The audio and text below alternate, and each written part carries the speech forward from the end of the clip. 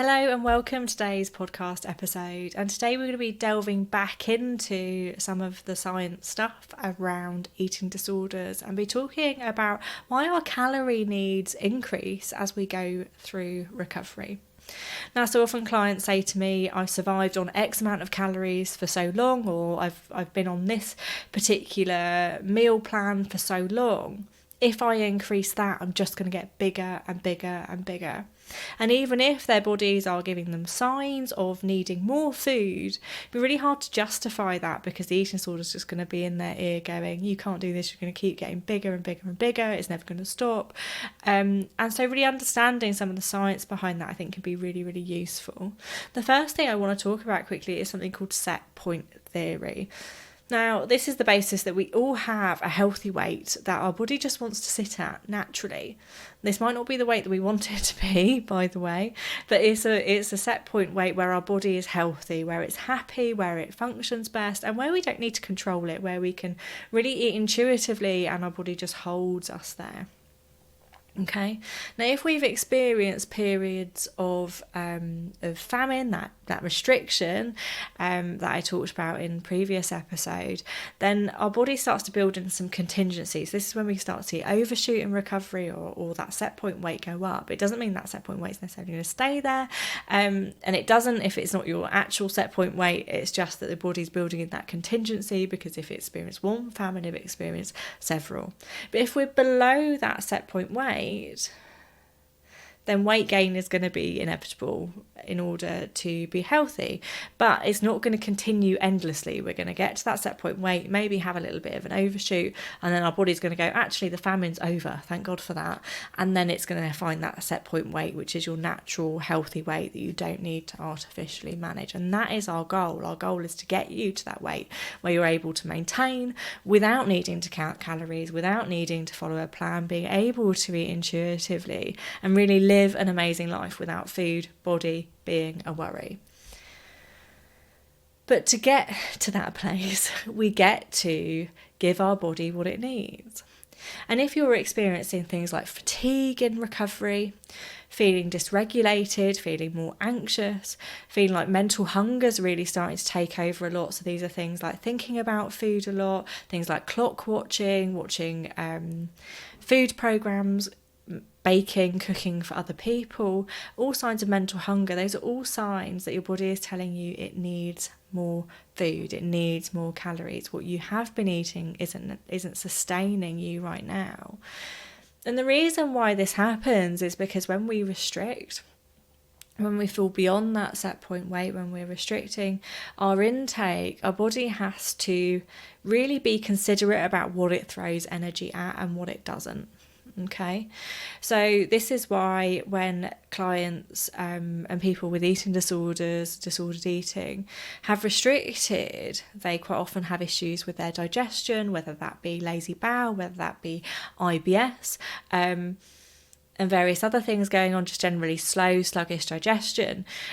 Because actually, if our bodies are having to make decisions about where to throw calories at, what it can fuel and what it can't fuel, the digestion we can survive without, right? So body goes, no, we don't need that to survive. That's not something we need if we're running away from a tiger.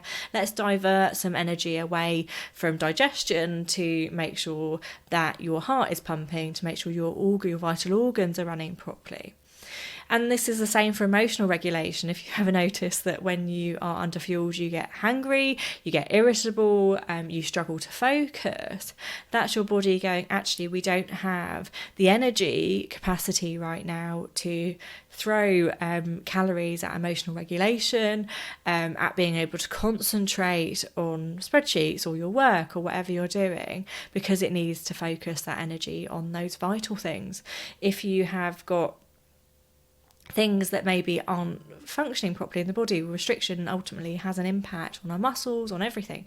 So if you your body's not going to throw energy at repairing stuff if actually those vital organs if it doesn't have the energy to do that as well as those vital organs. So And that's one of the big reasons why we actually see calorie needs changing as we go through recovery. And then same with energy, like we don't have loads of energy because, and actually the I was going to say the French phrase then, but that joie de vivre, that thirst for living and to go out and do things and be excited about life. We're not going to have that if we're underfueled, because our body's going to be pumping all of that energy into the stuff that it needs to do to survive. Okay, so when we go through recovery and we start to give our body more food, the body's like, woohoo, we can switch this on, we can switch on digestion, we can make that function a little bit better, we can give you a little bit more energy to optimise your brain function, for example, so you can emotionally regulate and become less of an emotional roller coaster.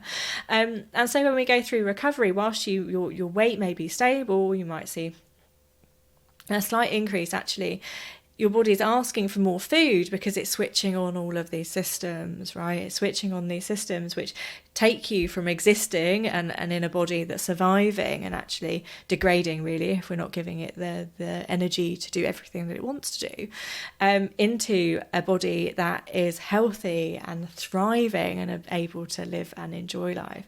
And this is why it's really important to honour those signals when your body is asking for more food. And this can happen for a long time in recovery. We may get to the point, especially if you've been in quasi recovery, being where we have had a diagnosed eating disorder, we may now be at a healthy weight, and have less food anxiety, food guilt. We might be able to go out and eat with friends, etc. But ultimately, we are still living within those food rules, and we're still quite restrictive, maybe, and controlling about the amount of calories that we have.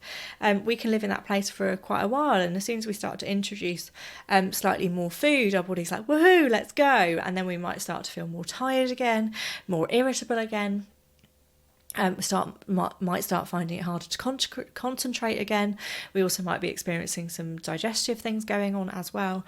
And those are just signs that your body is asking for more calories. I don't like talking about healing metabolism. I feel like that's a bit of a fad thing that we talk about in the health sphere, and a lot of it is garbage in terms of the science behind it. But sometimes reframing it like that, because it is essentially your metabolism is kicking up, you're burning more calories because your body is functioning more optimally, just because it can function and operate and survive, let's call it survival, existing, because that's what it feels like, right, on the calories that you're giving it, doesn't mean that it's optimal, doesn't mean that you're going to feel your best self like you are when you've made those increases, when the body's been able to switch those processes back on. And that's why ultimately our calorie needs increases, because our body is doing more with them, so that you really can have that optimal life. Your body ultimately just wants you to be healthy. It actually just wants the best for you. So when it's giving you those hunger cues, when it's giving you that fatigue, when it's giving you the signals that it's asking for more, rather than maybe seeing that as an inconvenience, because it can feel like that, it can feel like something that's really annoying, and you've been doing so well on the meal plan that you have been doing, why now, why increase now, why do I need to? Your body's actually just trying to give you your best life. It really is on your side, and it wants you to get to that set point weight. It wants you to eat enough so that it's healthy and able to give you those, that emotional regulation, digestion, energy to go out, live, and really enjoy the life you have. So this is a really short podcast today, but I thought I would share some of this with you, because I think it's really important. It's a question that comes up relatively frequently, particularly with clients of mine that are in that quasi recovery place. So I hope you take value from it. I hope you take some confidence away, and maybe knowing what signs to look for, looking for that mental hunger, looking for that fatigue, looking for signs that your body is just asking for more food, not because it's trying to thwart you, but because it wants you to live an amazing life. And maybe that gives you that extra bit of confidence to take the next step. I'll see you in the next episode.